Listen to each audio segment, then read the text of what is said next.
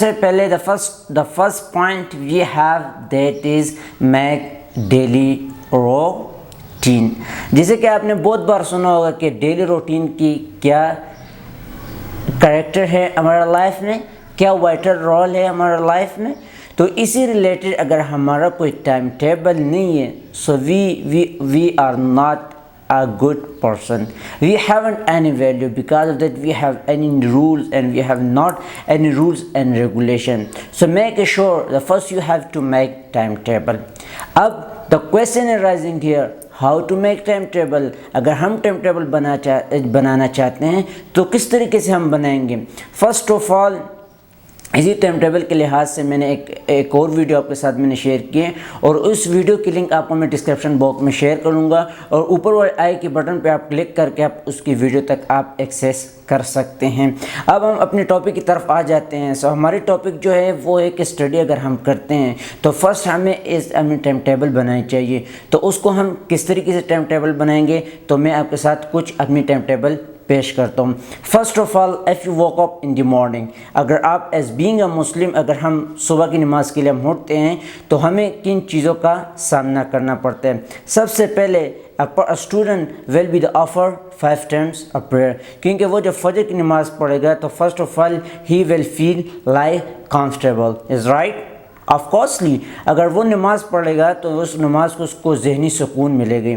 تو اسی لحاظ سے اگر ہم سب سے پہلے نماز پڑھتے ہیں تو جس طریقے سے میں نے آپ کے ساتھ میں اپنی ٹائم ٹیبل شیئر کرتا ہوں، میں فرسٹ آف آل جب میں صبح اٹھتا ہوں نماز سے پہلے، اس کے بعد جب میں نماز پڑھتا ہوں، نماز کے بعد میں تھوڑی سی ریسائٹیشن آف ہولی قرآن پڑھتا ہوں.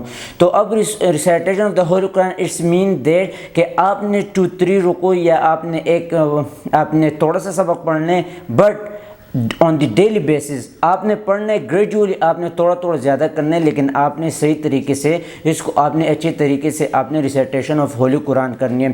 پھر اس کے بعد اگر ہم دوسری بات کرتے ہیں ریسائٹیشن آف ہولی قرآن کے بعد، جب ہم اپنی ایکسرسائز کی بات کرتے ہیں، اب فزیکل جو امپورٹنس ہمارے پاس کتنی اہم کردار ادا کرتی ہیں، جیسے کہ آپ پہلے بھی جانتے ہیں، جیسے کہ اگر ہم بیچلر کے اسٹوڈنٹس میں تھے، اگر ہم ایون کہ ہم جب اسکول میں تھے تو that time we did the P T activities.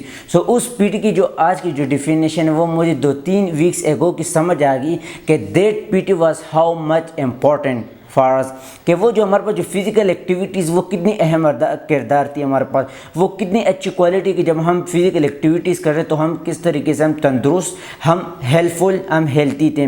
تو اسی لحاظ سے اگر آپ فزیکل ایکٹیویٹیز کرتے ہیں تو فزیکل ایکٹیویٹیز کو اپنے ڈیلی لائف کو معمول بنا دیجئے، تاکہ فزیکل ایکٹیویٹیز آپ میں سب سے پہلے آپ میں جو ڈیزیز ہوگی وہ ڈیزیز بہت کامن ہے جو میرے میں اور آپ میں موجود ہوگی، وہ ہمارے پاس کون سی ہے؟ سستی، لیزینس. کیونکہ لیزی کی وجہ سے اگر ہم بہت سے کاموں سے ہم سر انجام نہیں کر پاتے، اسی طریقے سے ہمیں جو امپورٹنٹ ورڈز ہوتے ہیں ہمارے لیے وہ ہم سے رہ جاتے ہیں. تو اسی طریقے سے اپنے لائف میں فزیکل ایکٹیویٹیز کو لازمی انوالو کی دیجیے. اب میں آپ کے ساتھ کچھ